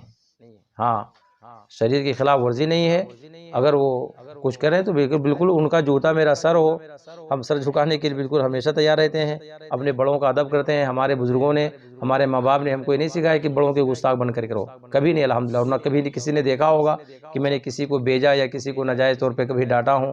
ہاں کبھی کوئی چیز بولا ہوں تو جب بھی شریعت کے خلاف سنا ہو تبھی میں بولا ہوں، تبھی مجھے تھوڑا ٹینشن زیادہ آتا ہے۔ شریعت کے خلاف ورزی یہ پسند نہیں ہوتی ہے، اور الحمدللہ ایک سچا جو مسلمان ہوگا کبھی پسند بھی نہیں کرے گا۔ ہم اگر مسلمان ہو کر ہم ہی اگر شریعت کی خلاف ورزی کریں گے تو پھر کیا رہ جائے گا؟ آج میں کروں گا، کل میری آنے والی نسل کرے گی۔ اس لیے ایسی چیزوں سے سب کو باز رہنا چاہیے۔ اللہ پاک خیر کی توفیق عطا فرمائے۔ یہاں گفتگو چل رہی تھی کہ مسلمان ہے اور شراب کا کاروبار ہے، تو دیکھیے بات کہاں سے کہاں پہنچی کہ یعنی وہ لین دین کے لیے بات ہو رہی تھی، اور یہاں پتہ چلا کہ مولوی جا کر کے شراب خانے میں جا کر کے چندہ لینے کے لیے پہنچ جاتا ہے۔ کتنی افسوس کی بات ہے۔ اچھا پھر وہی مولوی سب کے پاس آتا ہوگا تو آپ بول نہیں سکتے کہ حضور وہیں لے لیے کہ جی آپ کیا ضرورت ہے آپ کو دوسروں کے چندہ لینے کی، کہ نہیں بولنا چاہیے؟ جی نہیں بولنا چاہیے۔ احساس کیسے دلائیں گے اس کو؟ غلام مرتضیٰ اگر کوئی غلط کر رہا ہے تو اس کو احساس کیسے دلائیں گے؟ آپ زبان سے نہیں بول سکتے، مگر موقع اگر پائیں تب تو کہہ سکتے ہیں نا آپ کہ حضور ہمارے پیسے کی آپ کو کیا ضرورت، آپ کا تو وہیں سے کام ہو جاتا ہے، آپ جائیے بڑے آرام کے ساتھ شراب خانے میں بیٹھ کر کرسی ڈالیے اور رسید کاٹیے اور وہیں سے لے کر چلے جائیے، ہمارے پاس آنے کی کیا ضرورت ہے؟ اتنا بولنا نقصان دہ، مگر میں نے یہ نہیں سنا تھا۔ خیر اللہ پاک خیر کی توفیق عطا فرمائے۔ اسی لیے تو میں بولتا ہوں، کبھی کبھار میرے جملے بھی سخت ہو جاتے ہیں، میرا لہجہ بھی کبھی کبھار سخت ہو جاتا ہے، تو لوگ بولتے ہیں کہ مصباح صاحب غصے میں بات کرتے ہیں، غصے میں تقریر کر دیتے ہیں۔ وہ غصے میں نہیں ہوتا، ایک جذبات ہے، ایک دل ہے، دل میں ظاہر سی بات ہے کہ بہت ساری چیزیں ابھی آتی ہیں، مگر ان ساری چیزوں میں سب سے زیادہ مقدم شریعت رہتی ہے۔ پھر میں اپنے بزرگوں کی تاریخ کو دیکھتا ہوں کہ الحمدللہ وہاں ایسے بتائیے، سرکار مفتی اعظم کی زندگی کو آپ پڑھ لیجئے، ہمارے پیر و مرشد سرکار تاج الشریعہ کی زندگی کو پڑھ لیجئے، انہوں نے کبھی کسی کو اپنے خاطر میں لائے ہی نہیں، کوئی اپنے وقت کا بہت بڑا علامہ کیوں نہ ہو، بہت بڑا محدث کیوں نہ ہو۔ اجمیر شریف میں سرکار تاج الشریعہ علیہ رحمہ تشریف فرما تھے، آپ لوگ سن رہے ہیں؟ کہاں پہ؟ آواز سے بولیے۔ اجمیر شریف میں سرکار غریب نواز کے عرص پاک کے موقع سے تشریف فرما تھے، اور ایک جگہ جلسے کا پروگرام تھا، ایک بہت بڑی مانی جانی ہستی تقریر کر رہی تھی، اور ان سے غلطی سے ایک جملہ شریعت کے خلاف نکل گیا۔ سرکار تاج الشریعہ تشریف فرما تھے، بر وقت انہوں نے روکا اسی اسٹیج پہ، کہاں؟ اسٹیج پہ بر وقت وہیں روکا اور کہا کہ یہ جملہ غلط ہے، اب اس سے توبہ کیجیے۔ تو وہ اللہ والے تھے، انہوں نے ملال نہیں کیا کہ حضور آپ اسٹیج پہ میری بے عزتی کر دیا، آپ کو بولنا تھا تو ہم کو باہر بول سکتے تھے، ہم کو روم میں بول سکتے تھے، ہم کو اپنے گھر پہ نہیں۔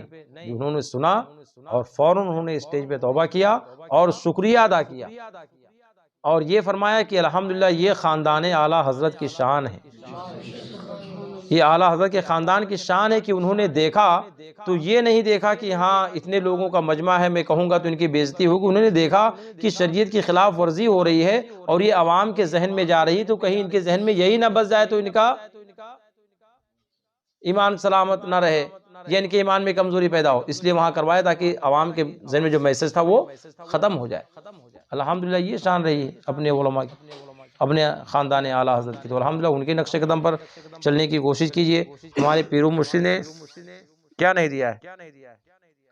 پیر و مرشد نے بہت کچھ عطا فرمایا ہے، بس یہ ہے کہ ضرورت اس بات کی کہ ان کے نقش قدم پر چلیں تو ان کی مدد ہر جگہ آپ کو کام دے گی انشاءاللہ تبارک و تعالی۔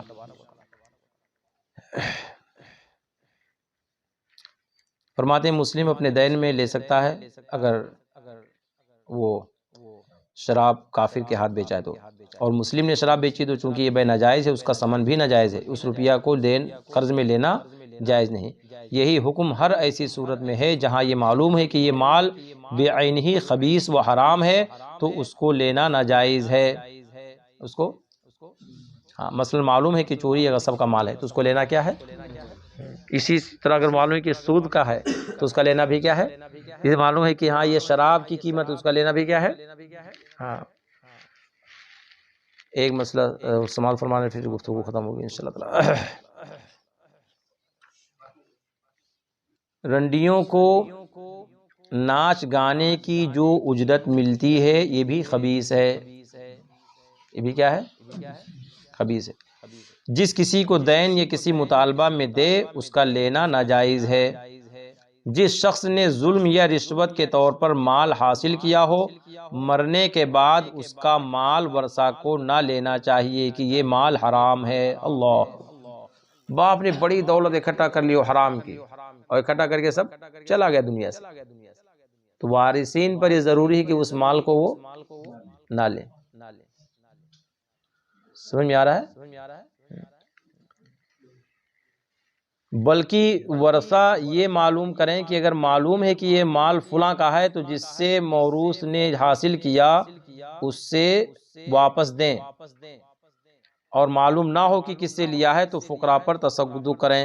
کس پر تصدق کریں؟ ہاں، فقراء پر، غریبوں پر اس مال کو خرچ کر دیں کہ ایسے مال کا یہی حکم ہے۔ سمجھ میں آیا؟ بس آج کا درس یہی تک۔ اللہ تعالیٰ سب کو عمل کی توفیق عطا فرمائے۔ وآخر دعوانا الحمدللہ رب العالمین، استغفر اللہ ربی من